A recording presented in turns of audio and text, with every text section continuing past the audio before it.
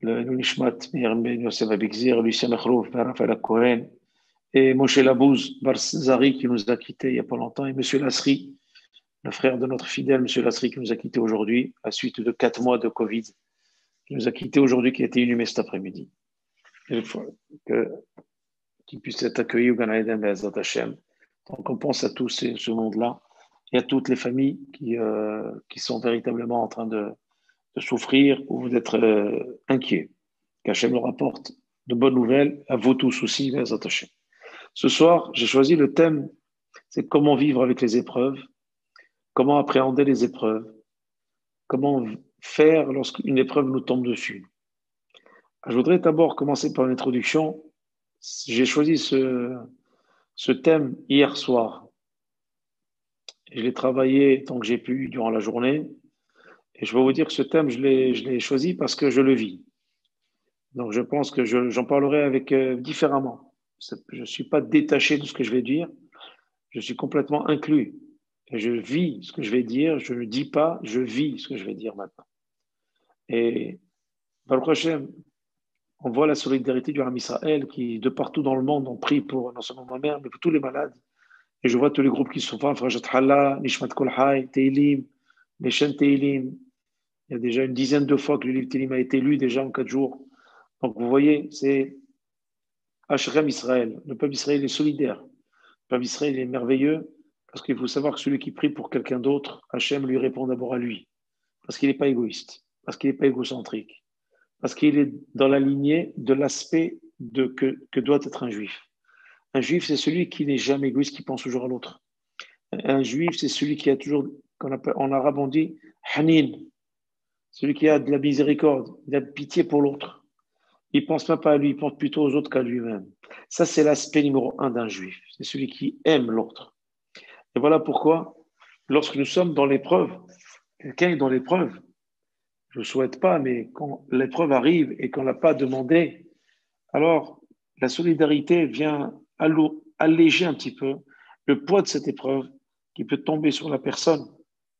Et cette personne, même si quelquefois elle reçoit des informations un peu négatives, alors elle arrive à transformer, à switcher en positif parce qu'elle est bien entourée, parce qu'elle sait que tout le monde prie pour la personne concernée et parce qu'elle sait aussi qu'elle ne porte pas l'épreuve elle seule, mais elle est portée par plusieurs personnes. C'est quelque part alléger cette lourdeur de l'épreuve de la personne, faire en sorte de la porter avec elle, de manière à ce que la personne ne s'effondre pas suite à cette lourdeur de cette épreuve-là, de ce nisayon, comme on appelle ça. Et tous les matins, on dit, Kadosh Baruch Hu, on demande à Kadosh Baruch Hu, Altivenu lolide nisayon velolide bisayon. On le dit dans le Modéani, on le répète souvent dans Elohim Neshama. On demande à Hachem, ne nous mets pas dans des épreuves. Hachem ne nous met pas en situation de faire une avéra. Ne me mets pas en situation de parler du mal de quelqu'un d'autre. Ne me choisis pas de dire du mal de quelqu'un d'autre. Parce que si quelque part Kadosh Baruch Hu m'a choisi à moi, c'est parce que moi je le mérite de parler du mal. Donc ne me choisis pas. Ne me choisis pas pour être dans l'épreuve. Parce que si j'ai une épreuve, c'est que quelque part j'ai mérité. Parce que quelque part, Hachem me met à l'épreuve, il me teste. C'est curieux, Hachem il nous teste. Et pour se préserver, on se teste. Ce verbe qui revient souvent, ce verbe tester, qui est devenu on est omnibulé par ce mot, par ce verbe toute la journée. Est-ce que tu testais, pas testé, du matin au soir, on parle que de cela. Et justement, Hachem nous teste. Est-ce qu'on va sortir positif de ce test ou négatif? Que le test qu'Hachem nous envoie, qu'Hachem nous envoie comme épreuve, c'est quoi? Lorsqu'Hachem nous envoie une épreuve, c'est Hachem est en train de nous tester. Alors, est-ce qu'on va sortir de ce test négatif ou positif? Alors, si on sort négatif, ça veut dire que finalement, on a surmonté l'épreuve. Ce test, on l'a réussi. Si on sort positif, ça veut dire que finalement, on s'est écroulé au niveau de cette épreuve et qu'on n'a pas fait assez confiance à Kadosh Baruch Hu. Et je voudrais dire simplement que le fait d'être triste, ce n'est pas un manque de confiance en Hachem, c'est par affection et par amour pour la personne que nous. Et l'inquiétude de l'amour et de l'affection, et c'est humain que d'être inquiet, mais ça n'empêche pas que la confiance en Kadosh Baruch Hu est présente.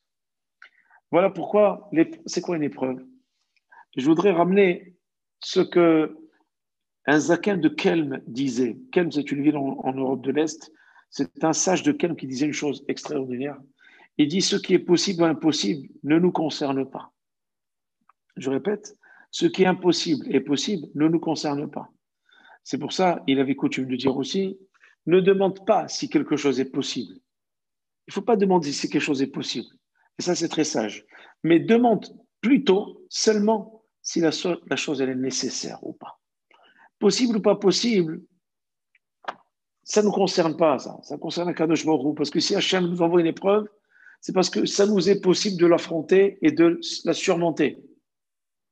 Et par contre, il faut se poser la question, est-ce qu'elle est devenir nécessaire pour moi, cette épreuve, ou pas? Ça veut dire quoi nécessaire?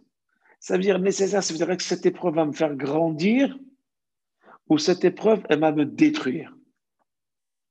Si elle me détruit, cette épreuve, c'est que finalement, j'ai pas assez de confiance en Kadosh Baruch Hu, où j'ai été assez léger pour penser qu'Hachem me fait du mal. Mais si je pense qu'elle est nécessaire, alors ma pensée, le regard va être différent. Le regard, il va être celui d'un homme qui dit, cette épreuve, elle est venue parce que Hachem veut me mettre à l'épreuve. C'est pourquoi? Parce qu'il veut mettre à l'épreuve ma grandeur. Est-ce que je serai grand ou pas? Et finalement, si j'arrive à surmonter cette épreuve, Kadosh Baruch Hu me donne une récompense. C'est quoi? C'est que j'ai grandi avec cette épreuve. J'ai grandi, j'ai changé. Et tout le monde a fait cette expérience. Tout le monde a fait cette expérience, j'en suis certain. Lorsqu'on voit quelqu'un qui a une épreuve difficile, qu'il a vécu déjà une épreuve difficile, et on le voit, je vois autour de vous, voyez autour de vous, je le vois autour de moi. Une fois qu'elle a passé cette épreuve, elle n'est plus la même. Elle a changé totalement. Pourtant, on me dit, bon, il aurait dû sortir brisé. Il aurait dû sortir anéanti. Au lieu de cela, on le voit, il a complètement changé et en bien. Il est devenu plus fort. Il est devenu plus philosophe. Il a des phrases. Il est plus serein. Il est plus calme. Il a plus confiance. Il a encore plus confiance en Hachem qu'il a mis dans cet état-là. Paradoxal. Mais ça, le Ham Israël sait y faire dans tout ce qui est paradoxe. Et c'est pour cela que le regard de l'épreuve doit être comme cela. Il faut toujours dire, et à marquer, Akadosh Baruch Hu met à l'épreuve les gens qui l'aiment, les personnes qui l'aiment. Pourquoi? Parce qu'il veut les faire grandir. Et parce qu'il sait qu'au départ, même comme dit la Gemara, Akadosh Baruch Hu n'envoie pas une épreuve à quelqu'un s'il sait par avance qu'il ne peut pas la surmonter. Il sait par avance qu'il peut la surmonter. Donc, il va le voir cibler sur mesure une épreuve qui va lui convenir afin de le grandir et faire en sorte que cette expérience-là va le rendre complètement changé et meilleur. Finalement, non seulement on a fait une grande mitzvah de réussir le test de la mise à l'épreuve, deuxièmement, on sort beaucoup plus grand. Et on peut conseiller ensuite à des personnes qui passent par là, par cette épreuve, puisque nous y sommes passés, on peut les conseiller, on peut leur donner notre énergie pour qu'ils puissent s'en sortir. C'est-à-dire finalement, la personne, elle va avoir un regard différent sur la vie. Une fois qu'elle va passer cette épreuve, elle va avoir un regard différent complètement. Et je peux vous dire, tout le temps, je prie pour les malades du matin au soir. Toute ma vie, j'ai fait ça. Mais lorsque on dit des phrases à des personnes pour les soulager, on pense que ces phrases-là vont peut-être les soulager. Mais finalement, ce n'est pas ça qui les soulage. Ce qui va les soulager, c'est de se dire, est-ce que j'ai assez de force en moi pour trouver Hachem dans cette épreuve-là et ne pas perdre de vue à Kadosh Baruch Hu. Il ne faut pas que je perde de vue à Kadosh Baruch Hu. Si je ne le perds pas de vue, alors je me rattache à lui, je m'en sors. Et pourtant, lorsque cette épreuve nous arrive à nous-mêmes et qu'on entend les mêmes phrases qu'on dit aux autres en permanence pour les soulager, on n'arrive pas à encaisser ces phrases nous-mêmes. Parce qu'on sait que ces phrases-là, on se les déjà dit nous-mêmes, on n'a pas besoin qu'on nous les répète. Finalement, c'est une répétition. Alors, l'épreuve, c'est entre nous et nous-mêmes. Bien sûr, c'est allégé par les hommes et les femmes qui prient, qui sont là, autour de nous. Mais des fois, on n'a pas besoin de parler. Pourquoi? Parce que l'épreuve, c'est nous qui devons la surmonter, pas les hommes qui sont autour de nous. C'est nous qui devons la surmonter. C'est nous qui devons nous battre à la force de notre émouna et à la force aussi de notre éducation. Et notre éducation, c'est véritablement la protection que nous avons contre toute épreuve qui peut exister. Et voilà pourquoi j'en arrive au début de mon cours. On dit, quel est le but des épreuves dans la vie?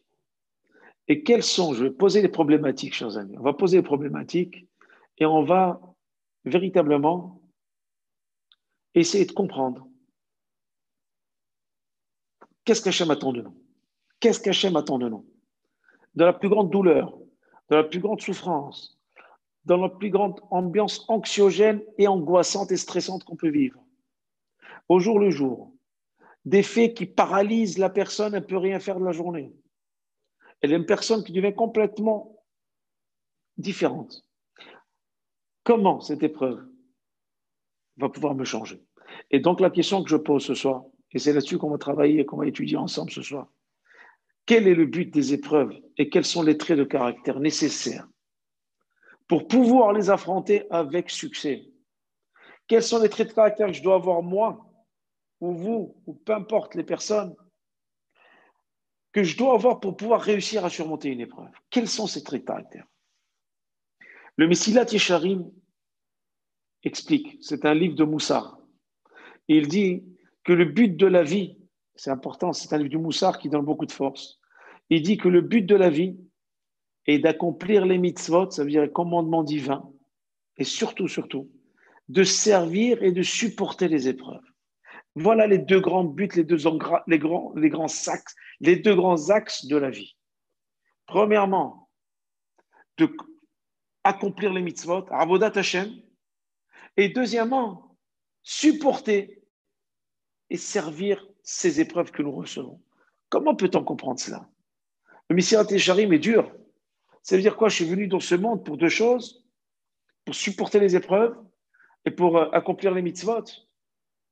Alors, nous allons essayer de réfléchir sur ce que nous dit Messilat Yesharim ensemble. Et nous allons arriver à une conclusion tout à l'heure, lorsqu'on terminera, qui va nous aider tous, à pouvoir appréhender les épreuves avec plus de distance.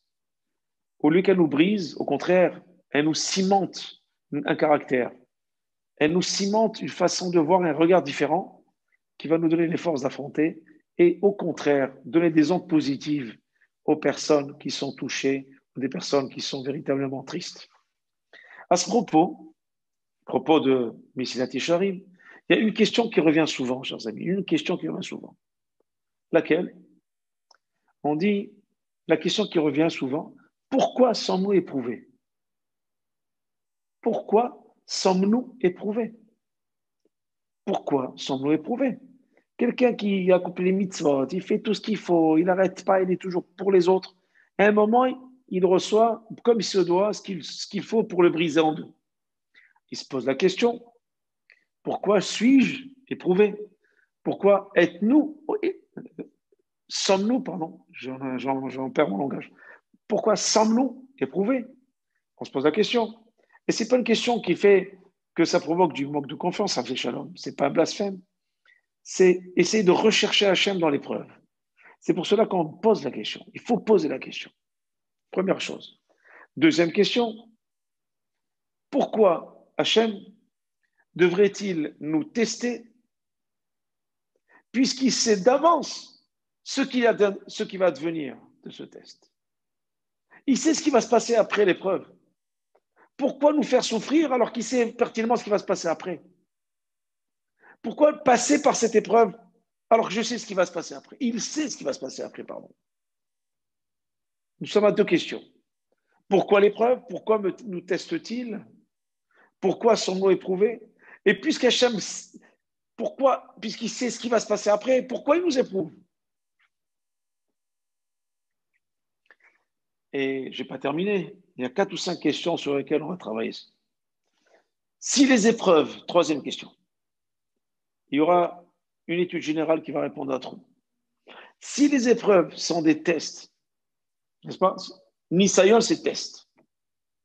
Ainsi que le mot Nisayon veut dire d'ailleurs.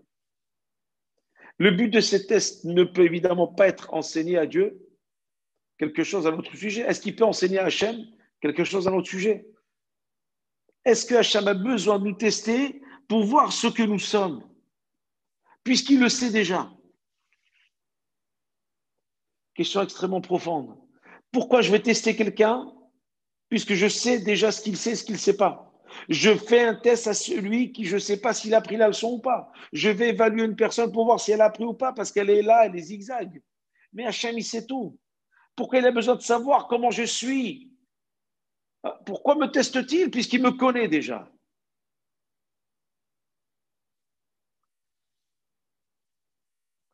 Et si il me teste puisqu'il me connaît déjà, qui va en bénéficier de cette évaluation de ce test, puisqu'Hachem, il me connaît déjà? Et qui en bénéficie? Et comment il en bénéficie? Ce sont des questions extrêmement importantes. Je l'ai dit d'une manière vraiment, on va dire, rapide, mais ce sont des questions extrêmement profondes. Et vous allez voir que lorsqu'on va arriver à la fin du cours, bien sûr, je parle pour moi, je n'ai pas la prétention d'apprendre quoi que ce soit à qui que ce soit. Mais quoi qu'il en soit, vous allez voir qu'à travers cet exposé-là, on va comprendre finalement que le plus grand bénéficiaire de tout cela, c'est vous-même, c'est nous-mêmes. Il ne faut jamais dire pourquoi Hachem éprouve. Qu'est-ce qu'il a à m'éprouver? Qui va en bénéficier? Pourquoi je suis testé? Alors, si on va au cœur de chaque question, on va comprendre qu'Hachem, par amour, par sa grande miséricorde, il nous fait un bien fou en nous envoyant tel ou tel test parce qu'il connaît les tenants, les aboutissants et les secrets de ce qui se passe, qui nous dépasse amplement. Nous, ce qu'on sait, c'est souffrir. Inquiétude, anxiété, paniquer, c'est tout ce qu'on sait faire. Mais lorsqu'on essaie d'étudier et de comprendre, alors on enlève tous ces verbes-là et on arrive à ce qu'on appelle rechercher le potentiel que nous avons, nous, parce que Hachem, il est à l'intérieur, il faut le trouver au fin fond de la vigne. Comme on dit dans la Hallel, Mina Metzar Karatia, Anani Bamechavia. Je t'ai appelé des abîmes et tu m'as répondu dans une grande largesse. J'étais dans les abîmes, je suis dans le trou noir. Et toi, Kadosh Baruch Hu, tu m'as répondu et tu m'as amené non seulement vers la lumière, mais dans une salle dans laquelle il y a des lumières et des lumières en couleur magnifiques. Tu t'es pas contenté simplement de me sortir des abîmes, tu m'as amené aussi vers un endroit dans lequel une clarté extraordinaire pour moi. Tu t'es pas contenté de me sortir que de l'abîme. Voilà pourquoi on va tenter de comprendre. Et je pense qu'on aura 2 séances là-dessus, parce que ce soir, je vais aller doucement. Il y a beaucoup de choses, il y a beaucoup d'apprentissage à avoir en même temps. Déjà, toutes ces questions, elles sont lourdes, et on va essayer d'avancer ensemble, mais tranquillement. Et je pense que ça va nous faire du bien, tous ensemble, d'essayer ensemble d'appréhender toutes les épreuves qu'on peut vivre. Parce que même le stress, l'enfermement du confinement, c'est un gros stress. C'est pour ça qu'il y a eu un grand sujet ce matin sur les déprimes, les déprimés d'aujourd'hui depuis le mois de mars. Et c'est un bon dossier à lire. Et vous verrez que ça aussi, c'est terrible. On ne meurt pas que du Covid, malheureusement. On meurt aussi de déprime et de stress, même si la personne est vivante, elle n'est plus là. Alors, on va essayer de revenir ensemble sur ce sujet. À ces questions-là, à cette question, chers amis, on va essayer de réfléchir ensemble. Et je dirais même qu'on peut aussi ajouter une autre question, si vous me permettez. Parce que le juif, il répond une question par une autre question. Et dans ces questions que je vais rajouter, il y aura des éléments de réponse encore et encore. On dit que le mot Nisayon, il est forgé sur quoi, le mot Nisayon? Le mot Nisayon, il est forgé à partir de la racine Nes. Je vais creuser profond maintenant. Nes, c'est quoi Nes? C'est un miracle. Nes signifie aussi, ça ne signifie pas que miracle. Dans la Torah, Nes est dans le langage, on va dire, hébreu moderne. ça s'appelle Nes. Mais dans le langage biblique, si vous regardez bien dans le livre de Bamidbar, lorsque Aaron à Cohen, Moshe lui a demandé de prendre un bâton et de le mettre, Sim Oto Annes, il y a marqué. Mets-le en étendard, en bannière, afin que tous ceux qui sont piqués par le serpent le voient et vivront. Cet épisode qu'on appelle des Nechashim, des morsures de serpent, parce que les Israël s'étaient plaints à Hachem avec effronterie et insolence. Rappelez-vous de cet épisode.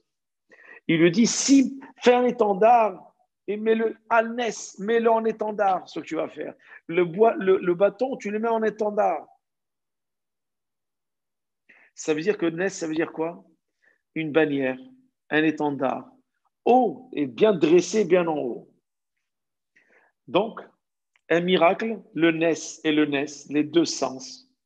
Le miracle est en fait un drapeau signalant clairement la présence d'Akadosh Baruch Hu dans le monde.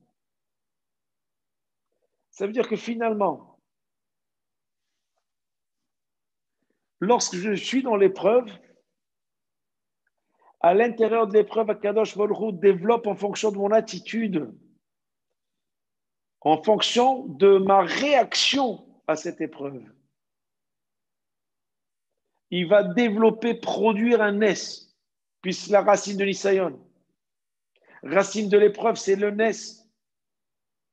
Et ensuite, une fois qu'il a mis ce miracle, moi je sors de cette épreuve en devenant un étendard de confiance en Hachem, en disant, écoutez, regardez les missives niflot qu'Hachem fait, je suis le représentant d'Hachem avec mon étendard. Pour dire, je suis sorti de l'épreuve. Et en sortant de l'épreuve comme cela, je suis dans les deux Nes qui font Nisayon. Et c'est Nisyan qui m'amène à ce niveau-là. J'espère me faire bien comprendre parce que c'est extrêmement essentiel ce que je dis. Mais le problème, il y a un problème dans ce que je viens de dire aussi. Le problème est le suivant. Quel est le rapport qu'il y a entre les épreuves, d'accord, et les miracles? Une épreuve, c'est une épreuve. Le miracle, au contraire, c'est quelque chose de positif. L'épreuve, c'est négatif. Comment peut-on dire que Nes et Nes, ça va ensemble? C'est deux Nes. Et la question aussi, encore, quel élément précis de l'épreuve, à quel moment précis je passe de l'épreuve au miracle? Je suis dans l'épreuve au début, je commence à me confronter à l'épreuve, on commence par la douleur, on commence par des questionnements, on commence par les inquiétudes, on commence par paniquer en faisant des télims à droite à gauche, en demandant au monde entier de pouvoir faire quelque chose. On ne sait plus quoi demander. Et à un certain moment, une fois qu'on a développé tout cela pendant les quelques jours, 2-3 jours d'épreuve, 4 jours, 5 jours, on commence à prendre du recul, on commence à rentrer nous-mêmes dans un état où on se remet complètement à Kadosh Baruch Hu, où je vais chercher Hachem, j'ai besoin de lui. Les hommes ne me suffisent plus, ils ne m'apportent plus. Ils font ce qu'ils font et je les remercie et on les remercie. Mais je ne sens pas beaucoup que si je vais chercher Hachem lui-même. Et là, je rentre. Et en rentrant là, je vais atteindre le Nes. Le premier Nes qui s'appelle le miracle, parce que Hachem, c'est lui qui détient cela. Une fois que je retiens Hachem, je l'ai trouvé, alors le miracle va transformer mon épreuve en quelque chose de merveilleux qui va se passer pour que je devienne plus tard un représentant d'Hachem avec une expérience et avec une histoire à raconter et avec des preuves qui viennent des épreuves. Et je dirais encore plus. On peut exprimer cette question d'une autre façon et d'une façon plus incisive. Quand quelqu'un est confronté à une épreuve, on va décortiquer ce soir le sujet. Quand quelqu'un est vraiment confronté à une épreuve, peut-il réussir? C'est la question qu'on se pose. En principe, Est-il possible de réussir une épreuve ou pas? Il se pose la question au début, il est noyé. Si c'est possible, où est le miracle? Et sinon, pourquoi Dieu nous demande l'impossible? Ça, c'est ce qu'on pense dès qu'on a l'épreuve qui arrive.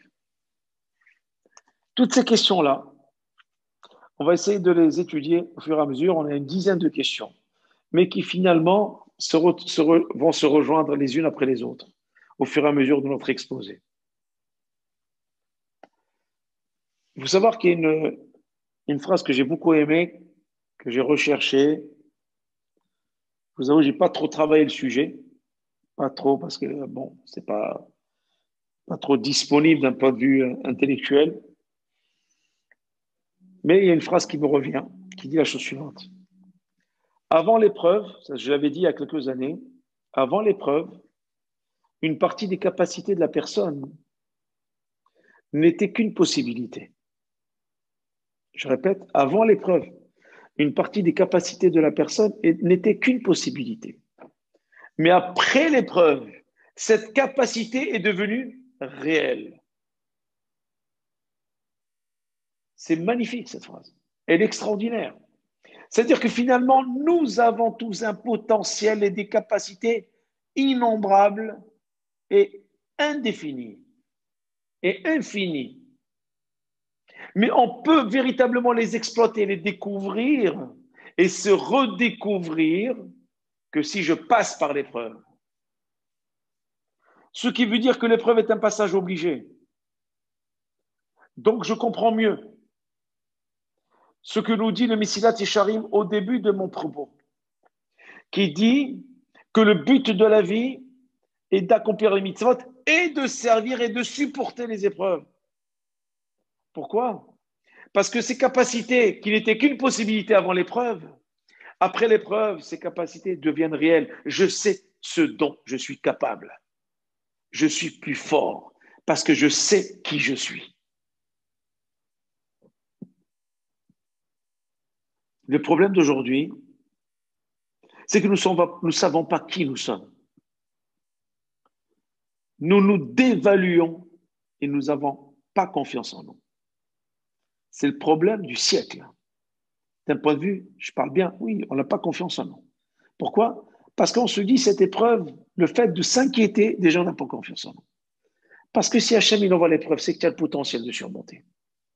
Si tu as le potentiel de surmonter, tu n'as pas à avoir de manque de confiance à Kadosh Baruch Hu. C'est pour cela que le fait de découvrir ses capacités, on a un regard différent sur nous-mêmes. Qui en bénéficie? C'est nous-mêmes. Parce qu'on change. On se regarde différemment. On a une confiance qui est quintuplée. On a une force colossale qui est là. On a pu chercher Hachem au fond du fond de nos entrailles, à travers la tfila, à travers les pleurs, à travers les teshuva, des remises en question, des restrictions. On est revenu un peu on a pris des distances sur plein de choses, on a pris des résolutions, on a pris sur soi plein de choses. Et donc, automatiquement, on se rend compte que finalement, le résultat est là, c'est qu'on est capable de détruire une épreuve et de la surmonter et de passer outre. C'est pour cela que l'homme change avec l'épreuve. Regardez Abraham, Yitzhak et Yaakov. Regardez Sarah, Rivka, Rachel et Léa. Elles n'ont vécu, je ne veux pas rentrer dans les détails, on va prendre la nuit. Vous connaissez leur histoire. Il n'y a pas un personnage de la Torah qui n'a pas surmonté de terribles épreuves. Je dis bien des terribles épreuves. Pour vous donner une petite épreuve, petite. Hachem, il a dit, je ne veux pas donner d'enfant à Sarah parce que, pourquoi? Alors qu'elle n'était pas stérile. Parce que la Torah nous dit, Akadosh Baruch Hu mit'avel tfilatam shel tzadikim.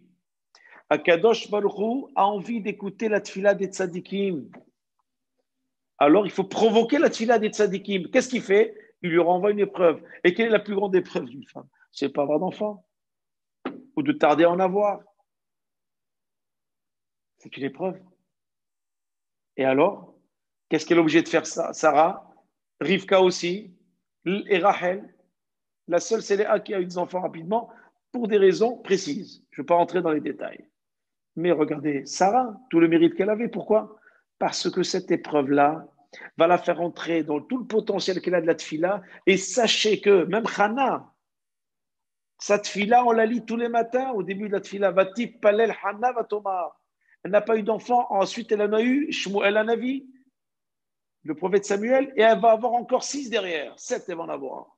Comme ça, la deuxième femme de son mari qui s'appelait Plina. 7 et 7. Pourquoi? Parce que tout simplement, Akadosh Baruch Hu, il veut que les tzadikim rentrent, donnent tout leur potentiel pour nous servir d'exemple. Et n'oubliez pas non plus, toutes les tfilotes qu'on fait vont servir pour les générations futures. La tfila de Hana, on s'appuie dessus jusqu'à aujourd'hui. Tous les matins, on lit. Pour ceux qui font la tfila tous les matins, on commence la tfila. Le début du début, c'est Batit Palel Hana Vatomar. On reprend toute la tfila de Hana. Pourquoi? Parce que la tfila de Hana, qui a été dite dans la plus grande douleur, dans la plus grande souffrance, c'est ça une tfila. Quand je fais une tfila, alors que je vais du boulot tranquille, genre où je viens bronzer, etc. En été, je rentre, je fais Mincha Arvit, tranquille, il me manque rien, c'est une tfila, parfait. Mais est-ce que j'aurai la même tfila si je viens d'une douleur terrible? Vous croyez que les deux personnes vont faire la même prière? C'est sûr que non.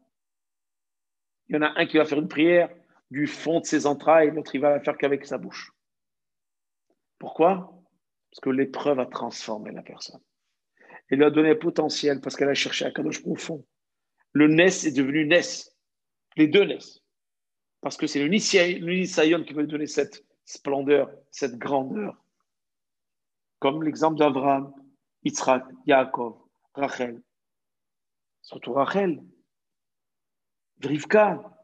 Elle ne pouvait pas avoir d'enfant et voilà qu'elle a des jumeaux. Elle demandait à Yitzhak, prie pour moi. Parce que toi, tu es le fils d'un tzaddik, moi, je suis la fille d'un rachat. Toi, tu as des origines. Toi, tu es Yichou, tu as des strouillottes. Toujours la tfila, tfila, tfila. Il y a marqué Vayarater lo. Vayarater, il a prié pour elle. Il a prié pour elle, Yitzhak. On parle de tfila. Abraham, pareil. Yaakov, la même chose. Puisqu'Abraham a fait Shahrit, Yitzhak a fait Mincha, et Yaakov a fait Arvit. Voilà pourquoi, chers amis,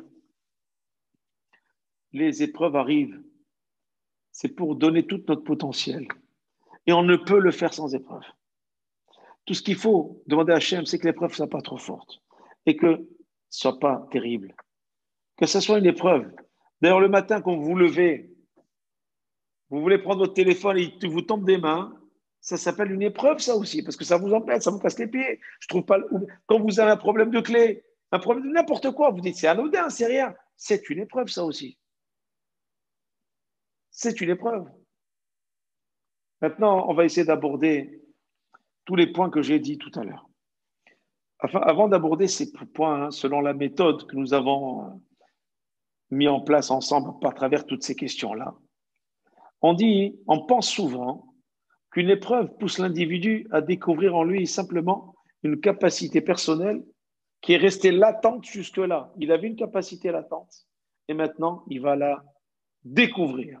La difficulté de l'épreuve, elle fait émerger ce qui est resté en sommeil en nous. Ce n'est pas Dieu, ce n'est pas Kadosh Baruch Hu qui découvre ce dont nous sommes capables. Parce que vous allez me dire, est-ce que c'est pour Hachem qui fait ça? Non. Ce n'est pas Kadosh Baruch Hu qui va découvrir ce que nous sommes capables en surmontant l'épreuve. C'est qui découvre? C'est nous. Sur le plan spirituel, certes, on est capable de bien plus. Le concept, donc, correspondant est d'élever le potentiel au niveau effectif. C'est-à-dire, j'ai un potentiel intérieur. Maintenant, il faut qu'il soit effectif. Il ne faut pas qu'il reste à l'intérieur. Il faut qu'il soit en pratique. Avant l'épreuve, avant qu'on ait une épreuve, il y a une partie des capacités de la personne qui n'était qu'une possibilité et maintenant ça devient vraiment réel. Pourquoi réel? Parce que c'est dans le narassé. On n'est pas simplement dans l'intérieur. Oui, je pense que je suis capable de. Je le fais maintenant. Mes capacités, je les connais. Maintenant, je mets en action mes capacités. Je sais que je peux faire 50 élites par jour. Je n'ai jamais fait de ma vie. Maintenant, cette épreuve m'a prouvé, j'ai fait 50 par jour pour la fois cléma de telle personne. Ah, et comment ça se fait, j'ai réussi alors que j'ai jamais fait de ma vie. Maintenant, j'ai vu que j'étais capable de. Donc, une fois l'épreuve terminée, tu dois continuer. La catastrophe, c'est quand une personne a vu une épreuve. Une fois qu'elle est sortie de ses preuves, elle revient à la case départ. Elle arrête tout. Maintenant que tout le monde est guéri, allez, on ferme tes livres, on balance tout, allez, on va mettre tout dans la sifria, dans la bibliothèque, et on va nettoyer ça de la poussière de Pessah en Pessah. Malheureusement, c'est pas. Il n'a rien compris à l'épreuve. Il va en avoir une autre pour lui faire comprendre. Malheureusement. Parce qu'Akadosh Baruch Hu, il voulait qu'il en arrive là. C'est ça le résultat des preuves.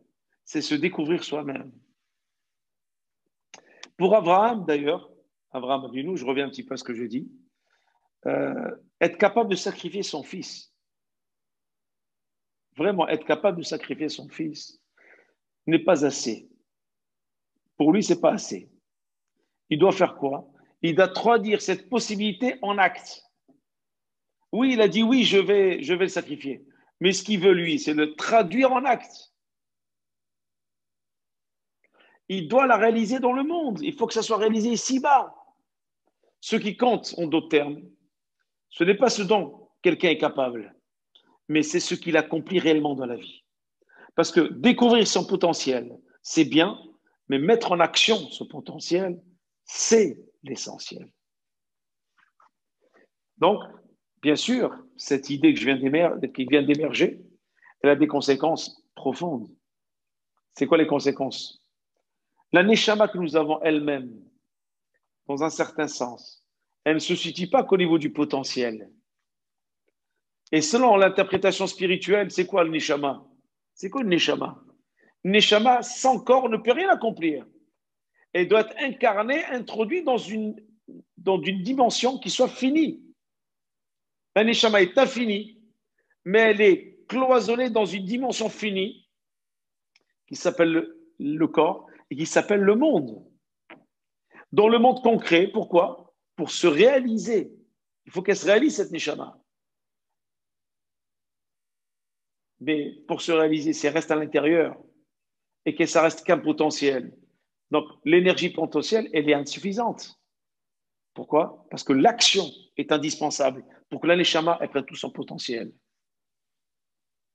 Ça veut dire là que je vais vraiment aller très profond pour faire en sorte de ressentir ma neshama. Et des personnes qui vivent des épreuves terribles ressentent leur neshama lorsqu'elles vont vraiment au fond, et qu'elles sont complètement en adéquation avec Akadosh Baruch Hu à certains moments. Elles sentent Akadosh Baruch Hu. Elles le sentent, mais d'une manière exceptionnelle parce qu'elles sont dans la douleur. La douleur donne un potentiel extraordinaire pour celui qui s'investit dans la douleur et pas celui qui prend la douleur pour être brisé. Non, celui qui s'investit, qui exploite sa douleur pour découvrir Akadosh Baruch Hu et automatiquement, par là même, se découvrir. Donc cette neshama, je la ressens.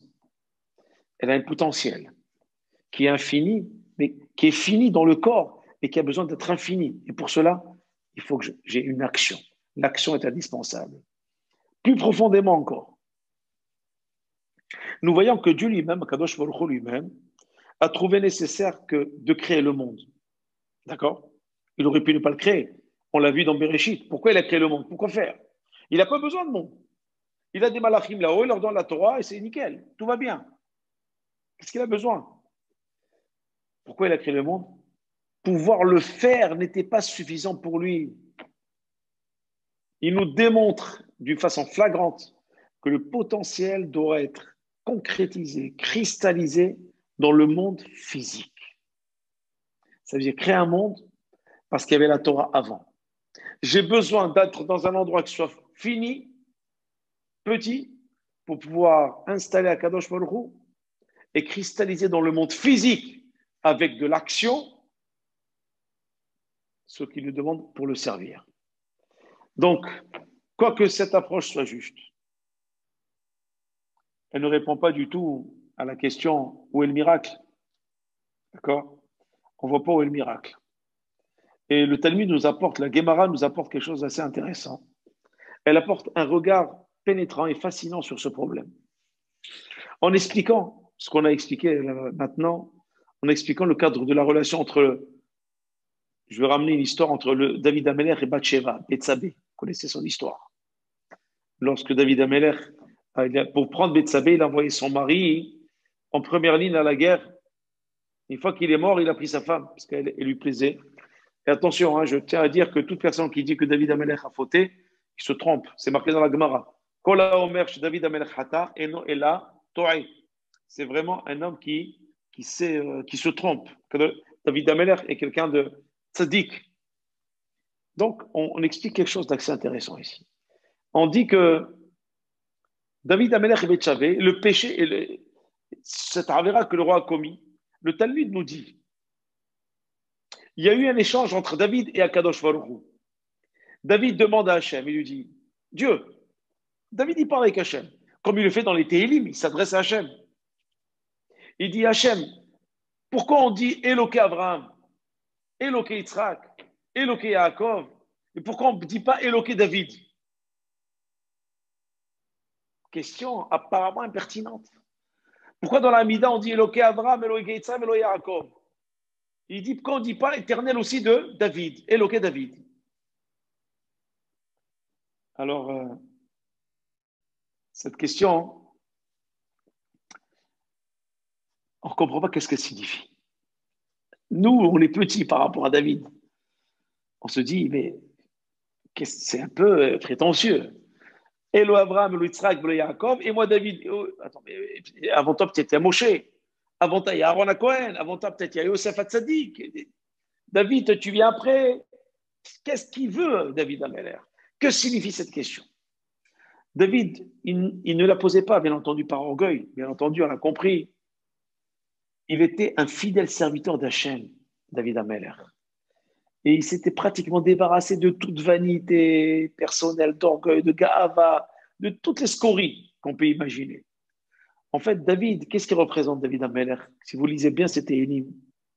Il représente sur le plan spirituel la puissance de Malchut, la puissance de la royauté.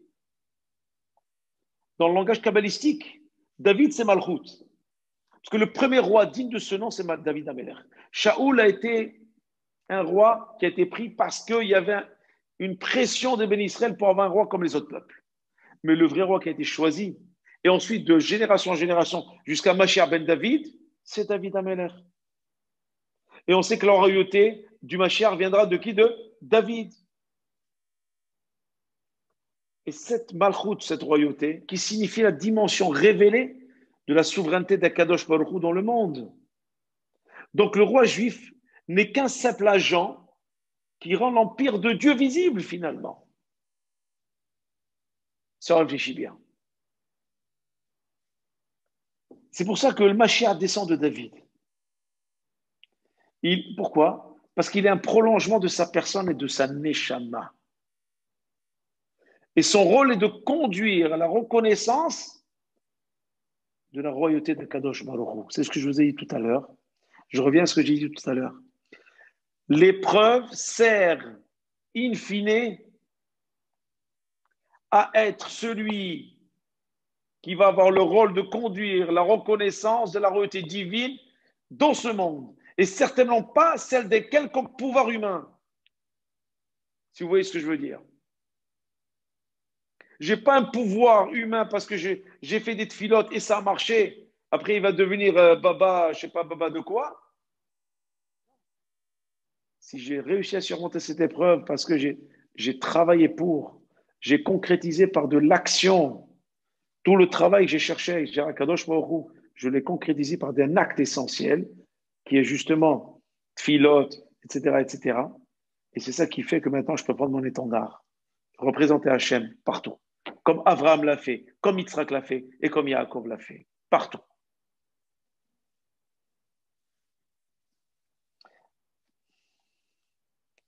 Donc ici, on voit que la chokhmah, la sagesse profonde, elle décrit les caractéristiques du Mashiach, qui vient de David, et de la royauté juive en général aussi. Quel est le rôle d'un roi juif, nommé par Akadosh Baruch Hu? C'est quoi? C'est pour moi, il ne possède rien en propre. C'est-à-dire, moi, le roi, je n'ai rien en moi. Tout ce que je suis ici, c'est pour représenter Akadosh Baruch Hu. Nous sommes tous là ce soir. Et demain et après-demain jusqu'à 120 ans. Nous sommes tous là pour représenter Akadosh Baruch Hu et la royauté d'Akadosh Baruch Hu. On n'est là que pour faire du Kiddush Hashem. Mais cela ne peut pas venir sans épreuve. Parce qu'on ne peut pas se découvrir soi-même un potentiel qui va nous mener à être le digne représentant d'Hachem si on ne passe pas par des moments difficiles qui vont provoquer une recherche d'Hachem au profond de sa neshama. David posait la question en toute humilité. Il n'est pas question de penser qu'il avait un orgueil quelconque. David, qui était la personnification même de cette vertu qui s'appelle la hanava, d'humilité. Il voulait savoir simplement en quoi son propre service d'Akadosh Baruch Hu avait été insuffisant. Pourquoi il n'y a pas marqué Elohé David? Est-ce que moi, mon service de Shem, est-ce que j'étais insuffisant par rapport à mes patriarches?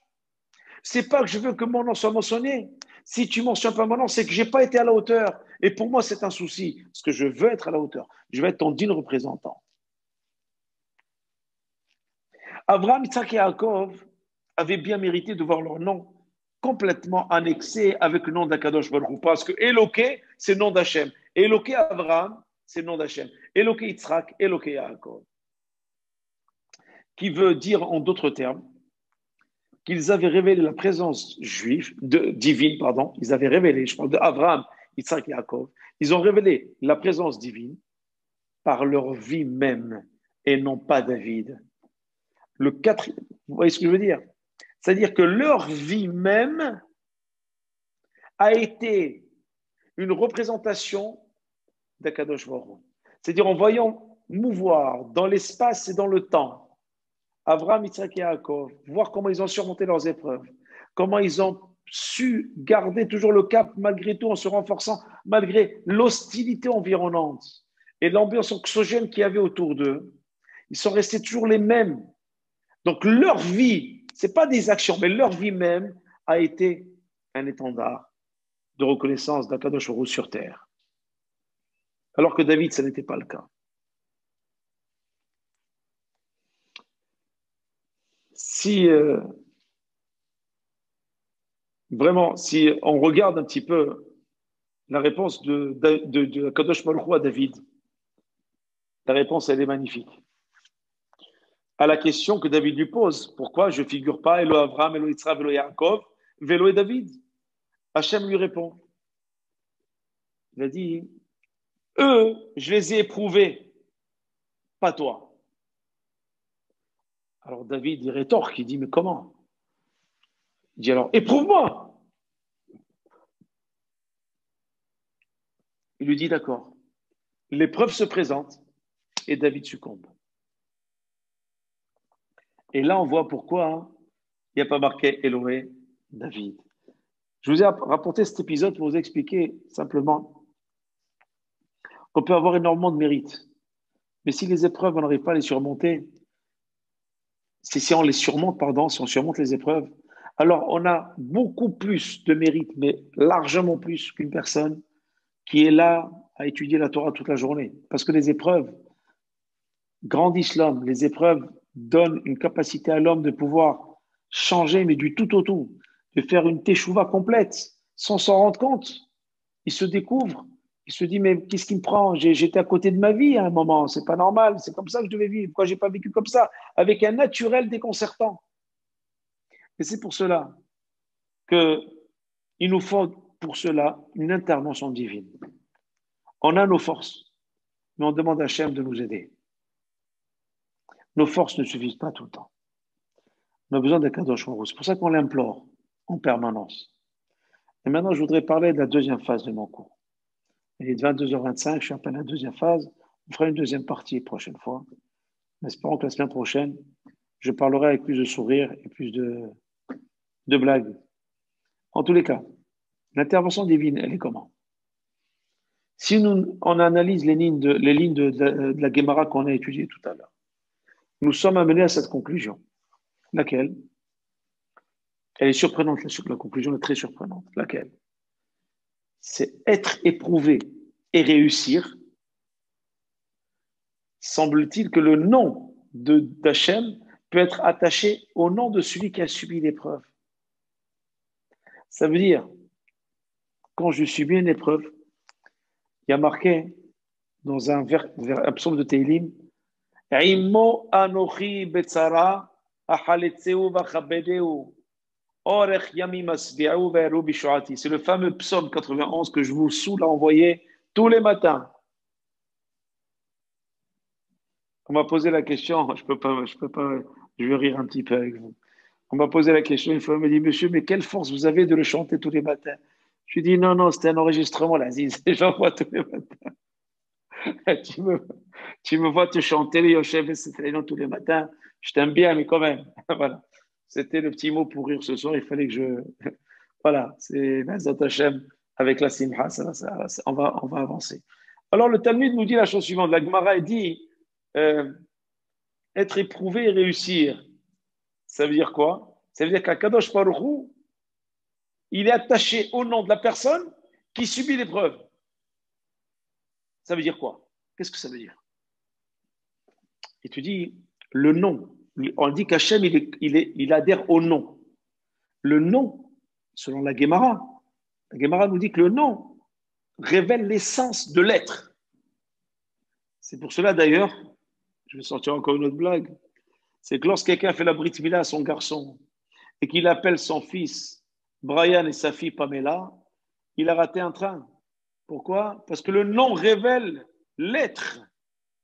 Il ne donne pas ses chances à son fils. Il ne donne pas ses chances à sa fille.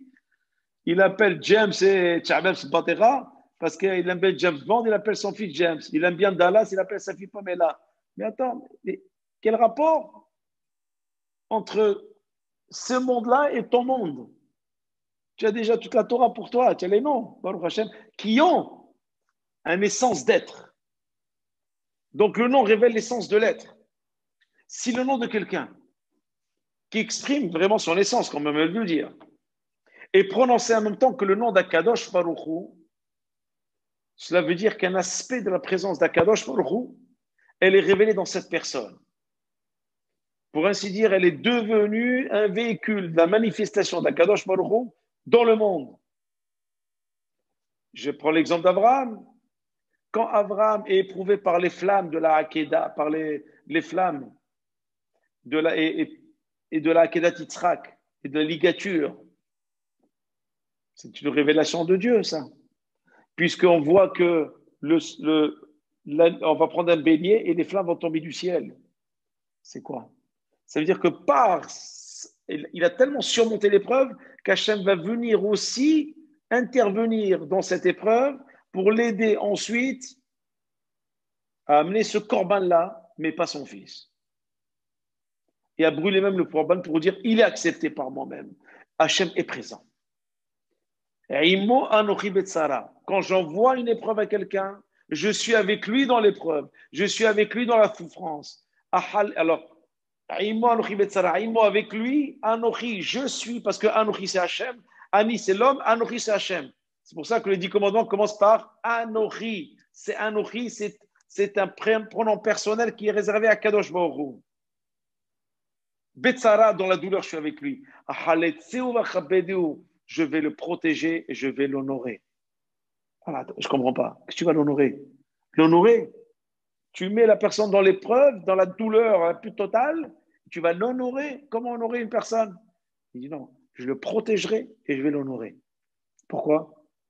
Parce que quand je le protège, c'est-à-dire je vais l'aider à surmonter cette épreuve parce qu'il a mis tout en œuvre pour s'en sortir en m'interpellant à moi, Kadosh Baruch Hu.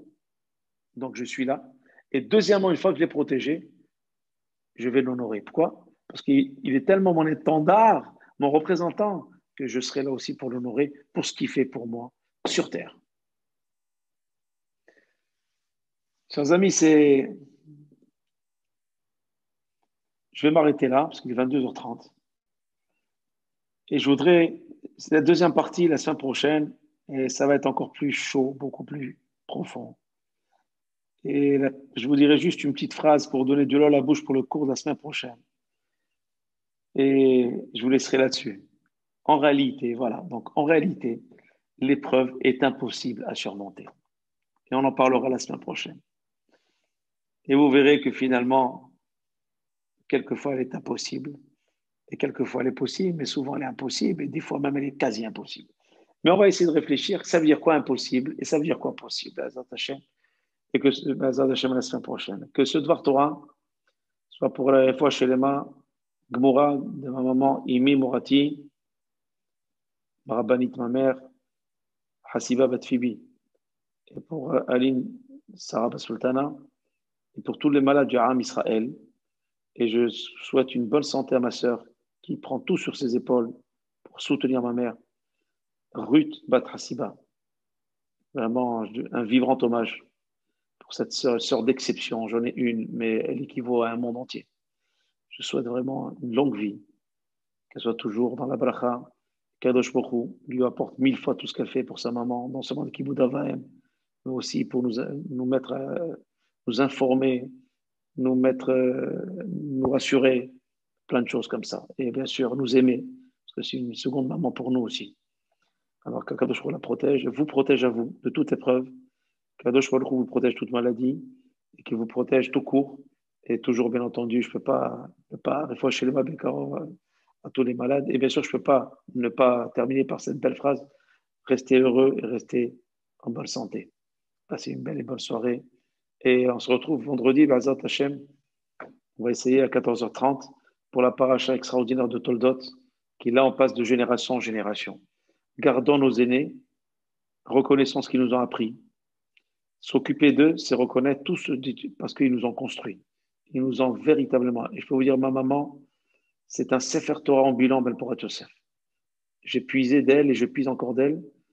Je demande à mon père qui est au Gan Eden aujourd'hui de pouvoir la protéger et vous protéger tous qui ont participé à ce Dvar Torah avec moi et que je fasse qu'on peut partager chacun les épreuves de l'autre afin d'alléger les épreuves des uns et des autres et que le soit au fond de vos entrailles, cherchez-le, trouvez-le et après c'est lui qui saura vous sortir de là pour vous amener vers de belles choses et une belle vie sereine et joyeuse.